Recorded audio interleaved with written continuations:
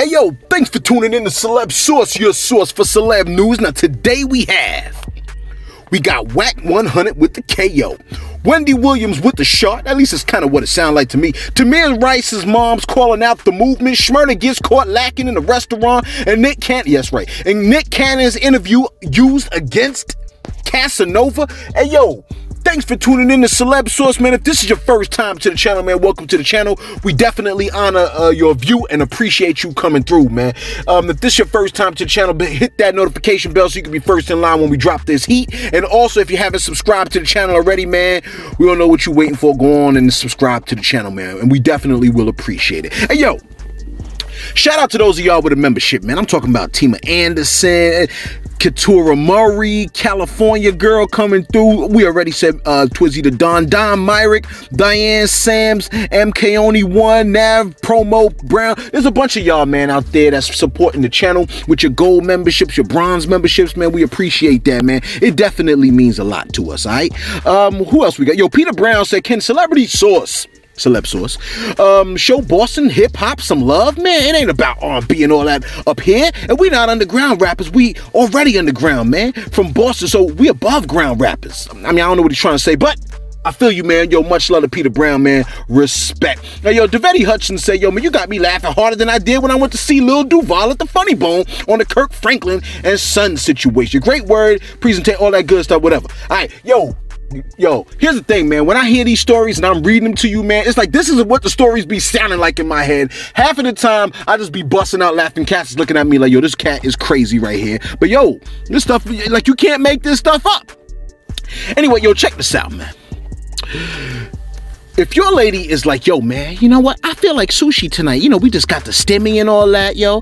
And y'all go, right? Y'all go get the sushi, and Whack 100 walks into the sushi restaurant, walk out. Actor Kenneth Lawson was in a sushi restaurant, right, with his wife in the Los Angeles area back in December of 2019. And according to him, rapper Whack 100 approached him and his wife and accused him of talking to Whack 100's wife, okay? Now, when Kenneth's wife, Monique, tried to defuse the situation, Whack 100 said, keep your itch in check. That's, you know, the B word, right? Keep your B in check.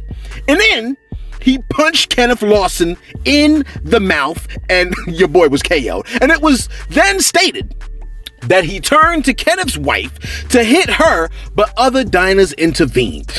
How embarrassing, man. Yo, knocked out in front of your lady, and you ain't even hit on the man's wife. What's worse is this, right? If Whack 100 knocked out the wife, I'm not sure who I'd prefer to have woke up first. You see what I'm saying? Like, if the wife wakes up first and sees her man still lying on the floor, she gonna be like, this guy. And if the dude wakes up first, then when Shorty comes around, he gonna be like, he got you too, huh? You see what I'm saying?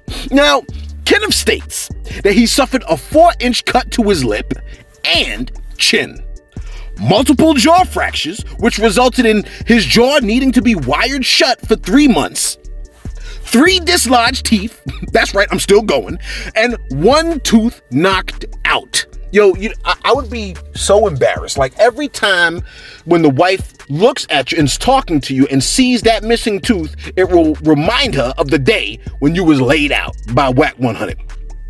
Anyway, Kenneth Lawson said because of his injuries, he lost out on a TV role. Now, because Whack was at the restaurant to promote his Cash Money artist Bray, whatever, right?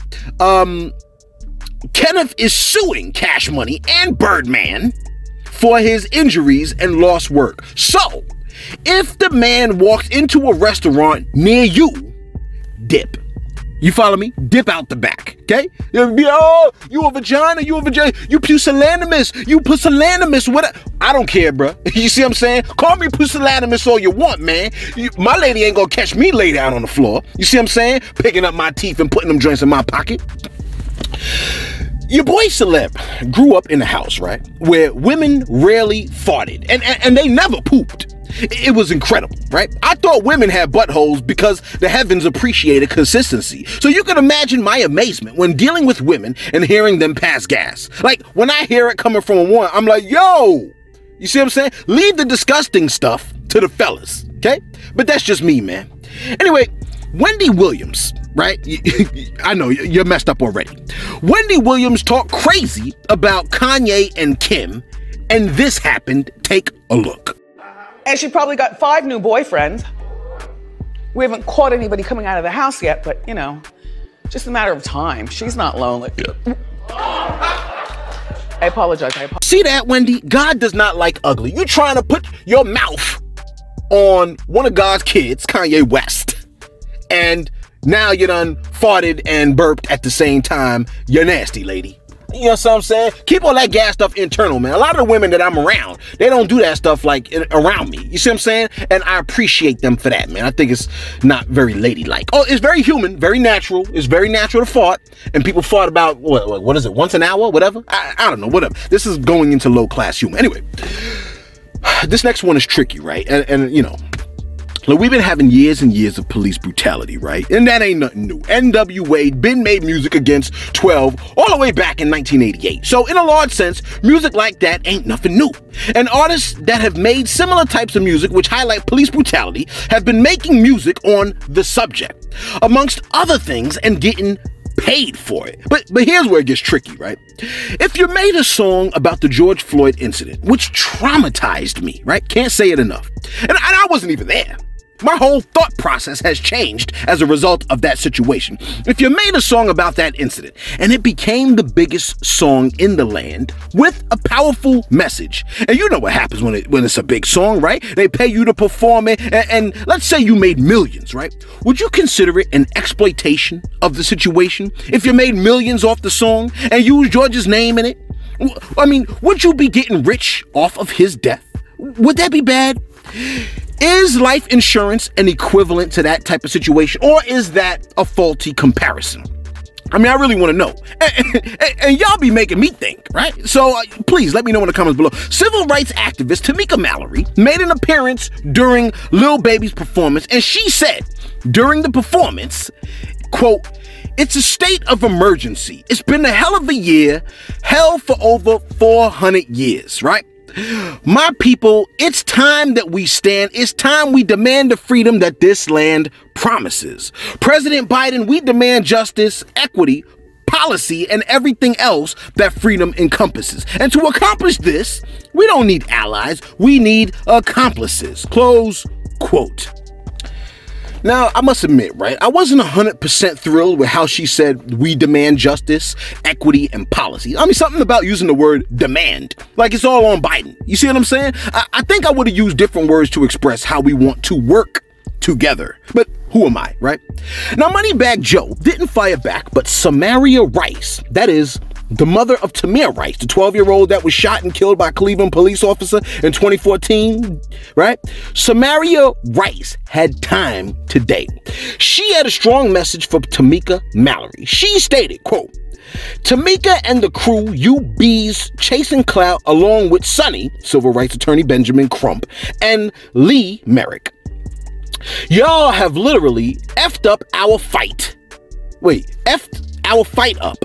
I hope not another family soul used y'all to represent them. Y'all might as well be junior pigs cops. I'm mad as hell." Close quote. Oh, open it back up. F a Grammy when my son is dead. F all pigs cops. Close quote. Ma'am, I mean, we can't even hate on what you said, right? I mean, this story caught me off guard. I mean, I know Miss Samaria wants her son back, but I feel like there might be more to this story that we didn't hear. But her statement is quite the response. I want to know your thoughts about that in the comments below, man, because y'all be providing me with a lot of insight. Bobby Shmurda found himself in a fancy restaurant, which probably is where you're going to be finding yourself later on this week since your stimulus just hit. But please be advised, you ain't fancy, bruh. So don't try to act fancy, because you're not getting the plate of food you be getting from the Caribbean restaurant or the soul food spot, man. You know, as is the norm, right? The fancy restaurant is going to try you with a tiny plate of nonsense like they did my boy Bobby Shmurda. Yo, take a look. My boy like this, man. You're supposed to be letting shit look like a child. What the fuck is this? Why they do my boy like this though? One shrimp? Like this, they bring one shrimp and a flour. Them better not bring no blood clot out that fill up. No, that shit gonna be 10,000 for that one shrimp with the flour. The flour gonna cost that. You see that, man? It don't matter how he behaved when he was seated. Eventually, what came out was, I got a secret to tell you. I ain't so fancy neither. Right? People in a restaurant probably lost their minds. I know you like, yo, am my stimmy just hit? Look, I'm gonna tell you right now, man. By Monday, you will have eaten half that stimmy. You're like, yo, man, I'll be lucky if I can make it till then. And finally, your boy Casanova does not look like he will be seeing the light of day anytime soon. And apparently, the feds will use whatever they find to stick it to the artist at this point and keep the artist locked in a cage. Apparently, right? Prosecutors have used an interview from the year 2009. That's right, 12 years ago, to keep the man from getting bail. Nick Cannon's Power 106 interview show was used against Casanova, where he stated back in 2009 that, quote, he's still an ape. Take a listen to a clip of that interview. In a November 2019 radio interview with Nick Cannon, the defendant made clear that he is, quote unquote, still ape. That is, a member of Gorilla Stone. And beyond the defendant's public admissions, what he says in private messages powerfully show his prominent role in the gang. In a September 2019 text message, for example, he bragged, "I'm under Dick." That interview statement is being used by the prosecution as an argument against letting the alleged untouchable Gorilla Stone Nation member free on a multi-million-dollar bail package. Interesting stuff, right? They will go back 12 years to help justify keeping you in the cage. It's like for 12 years, he was a slave. Hopefully, you haven't admitted to anything crazy that you've done in the last 12 years on social media, because apparently the feds are watching, and they will go back that far to get you. Now, you want to know who is not watching your boy Casanova? His own peoples. That's right. Although he's mentioned it before, it appears that it's really starting to set in on your boy. Casanova recently posted, quote, "If you ain't send me no money or check in on me and you supposedly my mans, suck my blick," right? I mean, and not the pistol, but you know what I mean, right? And that goes for anybody. Close quote. Why do I feel like he's blaming other people? Yo, let us know what you think in the comments below.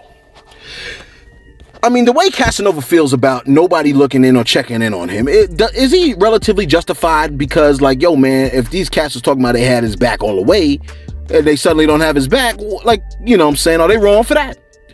Whack 100 knocking people out. Well, what up with that? And please let me know what you think about Tamir Rice's moms and how she feels about the movement and the exploitation that the movement is doing with the BLM. I went to Macy's yesterday, and I saw a Black Lives Matter sweater, and the joint was $80. Alright? Yo, let us know what you think in the comments below. Be sure, and I, you know what I'm saying? Like, is that exploitation? Let us know what you think in the comments below. Be sure to like, be sure to subscribe. Thanks for tuning in to Celebs Source, your source for celeb news.